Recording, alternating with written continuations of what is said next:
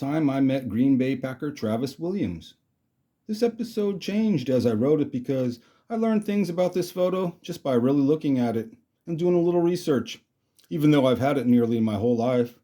I always thought I got this photo in 1969 when I was in kindergarten, but it's more likely it was 1968, which makes more sense because Travis Williams wore number 23, so why would he be signing pictures of himself in 1969 wearing number 17? My dad has no recollection of this encounter, but I have a great memory and can recall many events from the late 60s, like the time I was with my dad and grandma in a coffee shop next to the San Francisco airport. I would have been 4. I'll always remember the angle of the morning sun coming through the windows at this place. As a kid, you want to sit in a booth. Nope, they sat us at a table, away from the windows, in the dark. And a few tables away behind me, in a booth that was flooded in sunlight, my dad notices Green Bay Packer star Travis Williams. I didn't know who he was, even though at the age of 4 I knew quite a few sports stars. I'm sure my dad waited for the right moment and then sent me over to where Travis was sitting with another guy. I think maybe my dad sent me over just to let Travis know he is recognized and appreciated. It's not like my dad wanted his autograph. Or maybe he sent me over just to see how I would act, and it would be a good learning experience for me. I remember walking over there with a pen and paper. The actual encounter itself is fuzzy. Their booth was on my right, and Travis was facing our table. There was papers and glossy pictures on his table. I don't remember the exchange, but he signed an 8x10 glossy and put number 23 underneath his signature and gave it to me.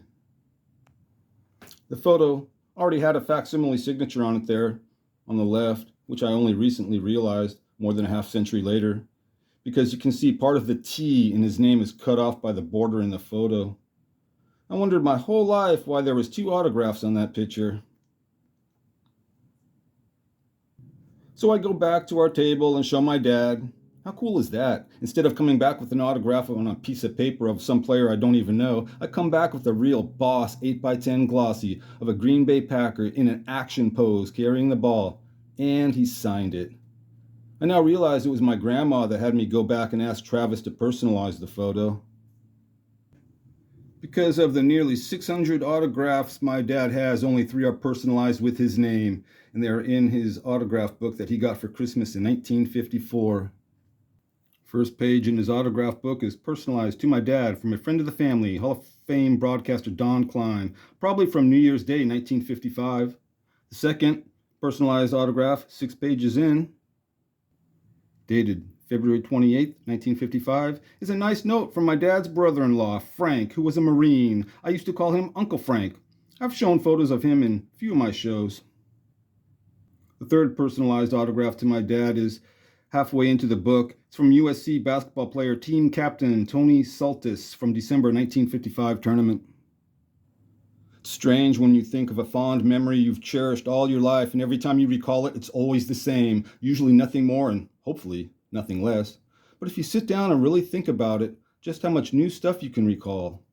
Now I can picture my grandma handing me back that photo after she looked at it, and she probably said something like, "Why don't you have him personalize it?" I probably didn't know what that meant, but this part I'll always remember because even as a little kid I felt awkward having to get up out of my chair and walk back over to Travis's booth and probably said, "Can you put my name on it?" on a photo he just autographed for me. And like the nice guy he was, he did. You can see in the photo where he added "Best wishes, Tommy," from, and how he even tried to match it up with the autograph he just signed for me. So I walked back to our table again, feeling awkward and embarrassed for bothering somebody I didn't even know, twice. Even as a little kid, I knew you don't do that. Me? I would have recognized lots of famous people and not just sports stars. I used to watch a lot of TV with my dad. Grown-up TV. Shows as a 4 and 5-year-old most kids don't get to watch, unless you have parents like me and Ed we're lucky enough to have. You learn a lot about life by watching a wide variety of TV programs and movies. My dad would usually be home before me, and when I got home from school, we'd watch Mike Douglas or Merv Griffin together. They would have really good guests on. You'd see OJ on there, or Joe Namath, a variety of sports stars. Some of the guests were over my head, but if somebody good was on, my mom would come get me, especially if it was a good musical guest. This is late 60s, early 70s TV. Really entertaining shows. My point is, even as a 4-year-old, I would have recognized people in pop culture most 10-year-olds wouldn't have even known. Getting back to meeting Travis Williams. So a couple of minutes later, when we got up to leave the coffee shop, I remember my dad, who's almost 6'4", put up his hand and smiled at Travis, and then gave him the head nod. That's my dad, showing respect. I knew it was more of a teaching moment for me, but I think more likely my dad was showing his mom that he's raising me right. Because I was used to seeing my dad smile and nod at people everywhere we go. That's probably why he has hundreds of autographs in his book, with many players signing multiple times over the years. I can just picture my dad going up to players when he was young.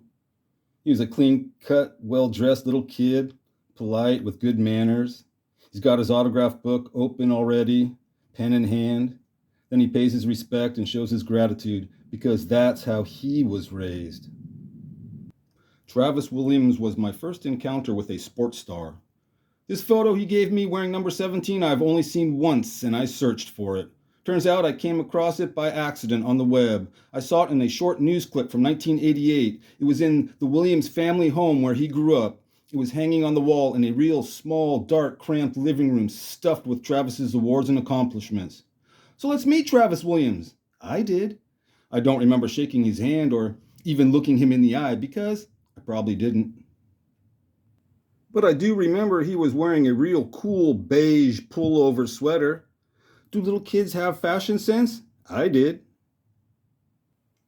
In first grade, I was wearing the same style leather jacket Dennis Hopper wore in the movie Easy Rider. In 1972, I'm in second grade. Most kids are wearing Converse sneakers and tough skin pants. Not me. I'm wearing Adidas shoes, Levi jeans, and corduroy jackets. I had already moved on from my hippie phase when I was in kindergarten. There's my kindergarten photo. You can spot me in the class photo. I'm the one with long hair wearing my orange tie-dye t-shirt that I had made myself and was very proud of. That's why I wore it in the class photo. Matched up with my suede belt and brown corduroy pants. As for my shoes, I was wearing the same shoes I'm wearing now. Clark's Desert Boots, just like my dad wore when he was a kid. Clark's Desert Boots. Clark's Desert Boots.